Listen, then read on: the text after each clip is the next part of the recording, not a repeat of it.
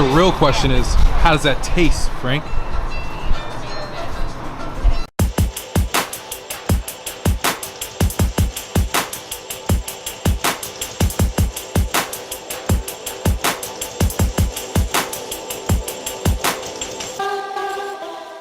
What's up, everybody? Welcome to another episode of Behind the Scenes with Zuniga Films. We are with Raeken Live today at Steelcraft, going to do an interview with Andy Nguyen, the founder of After's Ice Cream, and so much more. Let's check it out.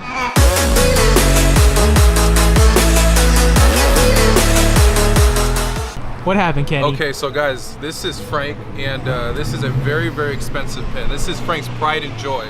I made a rookie mistake, and I twisted it off from the top, and I broke the top part that you would put it over your chest on. What do you have to say, Frank? He better get me another pen. All right, so for the challenge today, we really want to get the best story out of Andy. And before we even got here, finding the interview spot is essential. You have to find a good background. We tried looking around inside. I mean, it's really aesthetically appealing. But the only problem was that there was a lot of construction going on. There was music playing, and there was people walking around. So luckily we found a spot behind here, which worked. So it's a little secluded. We have traffic back here, which is fine. It's an outdoor environment. It's all about compromise and trying to adapt to your situation. If you can't really find the perfect spot, just have to make it work for you. And I mean, that's just the key. So luckily we kept searching and found this spot. And that's what it's really about. And so hopefully that helps you. This is just a little tip in finding a good interview spot. We just wrapped up the interview section. Kenny did an awesome job. Thank you, We answered some really good in-depth questions. And Andy provided some awesome answers. So Andy had to run. He had a bunch of meetings today. But right now we're gonna go to 4 of his restaurants.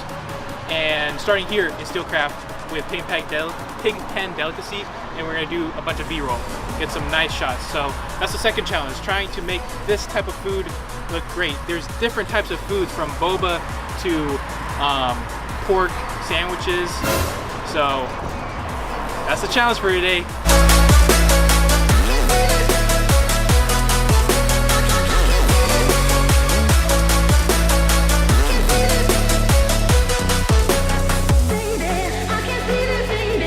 Mike, what shot are you getting right now, bro? Right now we're getting the interior shot of this macaroni burger. Get a shot of that. Beautiful. I love it. How's that thing look, Frank? Looks pretty good. But the real question is, how does that taste, Frank?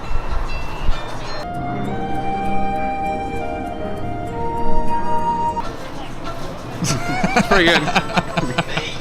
I like Show it to the it. camera.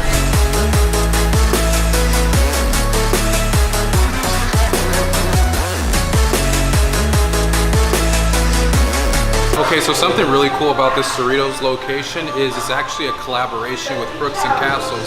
So if you guys didn't know, Crooks and Castles is actually originally from Cerritos. So it's really cool to kind of see the Crooks and Castles logo with the Afters logo, and really Crooks and Castles putting on the city of Cerritos. So it's dope, super dope.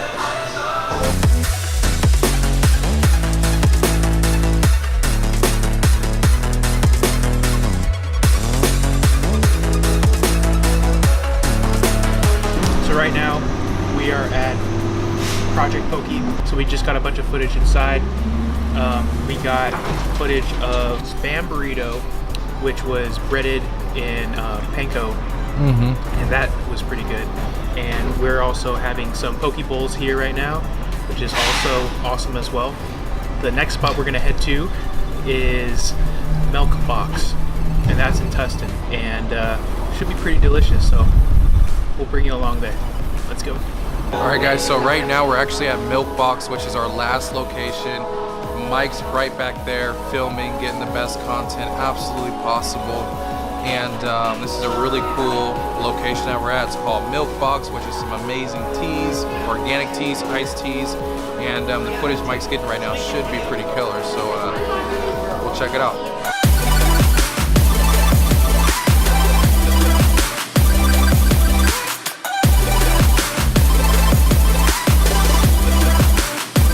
So right now we are at the MILKBOX in Irvine. It's a boba and tea joint. We got some cool footage of all the drinks that they made. Look at these drinks. This is the ceremonial matcha green tea. That one takes quite the process to make, but gonna try all of them now. Yeah. So we'll see how much is they the taste. ceremonial matcha tea? $23 for that. So if you're willing to get a legitimately made matcha green tea, milk tea, then try that out. So with that, the reason why it was so different from the regular matcha tea that they have is because what goes into it is the highest grade matcha tea. It's also imported directly from Japan. How neat is that? And I can see why it's called ceremonial matcha, because the way they process it here is they pour it, it's pre-ground, they pour it in a bowl, they whisk it, they put hot water in it until it's liquidy, and after that they put the milk in there and ice, and that's what makes the ceremonial matcha green tea.